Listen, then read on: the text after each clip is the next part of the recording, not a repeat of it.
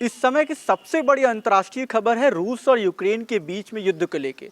रूस और यूक्रेन के बीच में युद्ध क्यों हो रहा है, इन दोनों के युद्ध की वजह से भारत पर इस पर क्या प्रभाव पड़ेगा, क्या ये तीसरा विश्व युद्ध है और भारत के इन दोनों देशों से संबंध कैसे हैं, आइए इन्हीं सभी प्रश्नों का उत्तर जानते हैं इस वीडियो में। रूस और यूक्रेन के बीच में सदियों से विवाद रहा है। निरंतर 8 सालों से ये विवाद काफ़ी उग्र हो गया था और अब इसने युद्ध का रूप ले लिया है, जब 24 फरवरी को रूस के राष्ट्रपति व्लादिमीर पुतिन ने आधिकारिक तौर पर ना ही सिर्फ युद्ध की घोषणा करी, बल्कि यूक्रेन की राजधानी समेत कई इलाकों में बम गिराने से युद्ध की शुरुआत भी कर दी।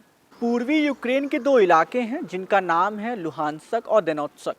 लुहानस्क और दोनेत्स्क ऐसे इलाके हैं जहां के लोग रशिया का समर्थन करते हैं, अपने आप को रशियन समझते हैं, रशियन सभ्यता और रशियन संस्कृति को फॉलो करते हैं और रशियन भाषा का इस्तेमाल करते हैं।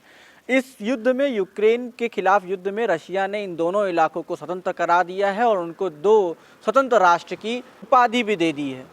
असल में यूक्रेन के खिलाफ रूस का ये बर्ताव, रूस के द्वारा युद्ध की जो ये पहल करी गई है, इसका सिर्फ और सिर्फ एक यही कारण है कि यूक्रेन नेटो की सदस्यता लेना चाहता है और यूक्रेन द्वारा नेटो की सदस्यता लेना हर दृष्टिकोण से रूस के लिए हानिकारक है। एक बार व्लादिमीर लेनिन ने कहा था कि रूस का यूक्रेन से अलग होना ठीक उसी प्रकार है जिस प्रकार किसी शरीर का उसके सिर से अलग हो जाना। सीमा सुरक्षा के मामले से यूक्रेन रशिया का एक महत्वपूर्ण अंग है। अगर रशिया और यूक्रेन की बात करें तो दोनों देशों की सीमाएं आपस में मिलती हैं। अगर यूक्रेन नेटो सदस्यता ले लेगा तो उससे रशिया की सीमा सुरक्षा पर सीधा प्रत्यक्ष प्रभाव पड़ेगा। ये बार बार नेटो शब्द आ रहा है। ये नेटो शब्द क्या है? नेटो मतलब NATO, इसका फुल फॉर्म है नॉर्थ अटलांटिक ट्रीटी ऑर्गेनाइजेशन, जिसमें अभी तक अमेरिका समेत कुल 30 देश शामिल हैं। ये 30 देश आपस में वचनबद्ध होते हैं। इन तीनों देशों की सेनाएं वचनबद्ध होती हैं। अगर इसमें से किसी भी देश पर कोई आक्रमण, कोई क्षति होगी तो ये तीनों देश की सेनाएं एक साथ मिलकर अपने प्रतिद्वंदी पर आक्रमण करेंगी और इस तरीके से अमेरिका यूक्रेन में प्रवेश कर जाएगा, और जो कि रूस के लिए काफ़ी हानिकारक होगा। बस इसीलिए कि यूक्रेन नेटो की सदस्यता ना ले, रूस उस पर दबाव डालने के लिए ये युद्ध, ये बमबारी, ये इतना विध्वंसक हो चुका है। यूक्रेन सेना का अगर हम तुलनात्मक अध्ययन रशिया और रशियन सेना से करें तो हर मामले में रशिया और रशियन सेना सवा शेर है यूक्रेन और यूक्रेन की सेना से। अब बात करते हैं कि इन दोनों के बीच में युद्ध से भारत पर क्या प्रभाव अभी तक पड़ा है और भारत के संबंधित पक्ष से अभी तक क्या बातें हुई हैं। भारत में यूक्रेनी राजदूत डॉक्टर इगोर पोखिला ने महाभारत और चाणक्य का उदाहरण प्रस्तुत करते हुए भारत के प्रधानमंत्री नरेंद्र मोदी जी से रूस को युद्ध रोकने के लिए एक आग्रह किया था।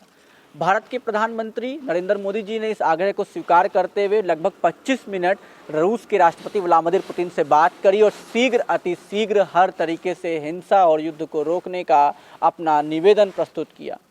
रूस और यूक्रेन के बीच में युद्ध से भारत पर क्या प्रभाव पड़ेगा, अगर हम बात करें तो भारत मूल के कुल 20,000 लोग यूक्रेन में फंसे हुए हैं और इस युद्ध की वजह से उनकी जान को खतरा है। फिलहाल राष्ट्र सरकार उनकी जान को जोखिम में ना डालते हुए उनकी जान को बचाने के उद्देश्य से प्रयासरत है। तमाम लोगों को एम्बेसी ने कांटेक्ट कर लिया है और लगातार कांटेक्ट कर रही है। कई वीडियो वहां से यूक्रेन से लगातार वापस आ रही हैं। दोनों देश भारत से और भारत की बाजार से सीधे रूप से जुड़े हुए हैं, प्रत्यक्ष रूप से जुड़े हुए हैं। वैसे तो दोनों देश हमारे देश भारत से 4000 किलोमीटर दूर हैं, लेकिन कहते हैं ना कि धरती गोल है। अगर आप एक सिरे से चलना शुरू करेंगे तो वापस लौट के उसी सिरे पे आ जाएंगे। वहाँ पर अगर कोई भी पूरे दुनिया में कहीं भी किसी देश पर कुछ भी होता है तो उसका सीधा प्रभाव हर देश पर पड़ना एक सी स्वाभाविक सी चीज़ है।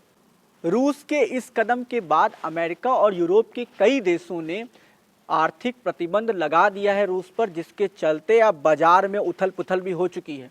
कल तक, परसों तक अगर हम बात करें तो एक बड़ा अंतर भारत की बाज़ारों में देखने को मिला।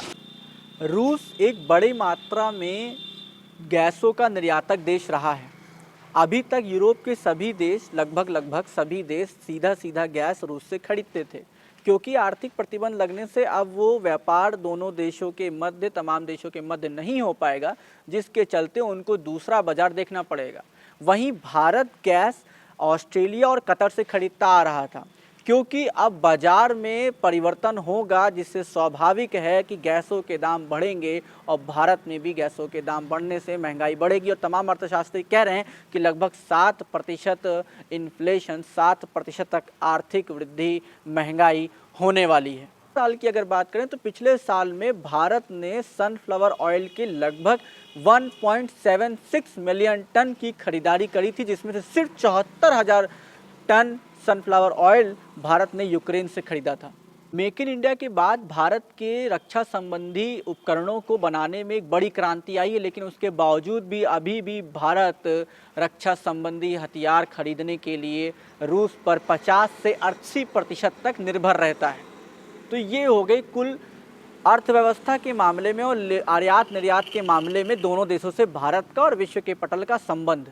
अब बात करते हैं कि डिप्लोमेसी के तहत भारत और इन दोनों देशों के बीच में क्या संबंध रहा है और वो इतिहास के कब और कौन कौन से संबंध रहे हैं, जब किस देश ने भारत का कब साथ दिया और किस देश ने भारत का कब साथ नहीं दिया है। अगर हम भारत और रूस के बीच के संबंध की बात करें तो भारत हमेशा से रूस का दोस्त रहा है और रूस ने भी अपनी दोस्ती समय समय पर भारत को दिखाई है।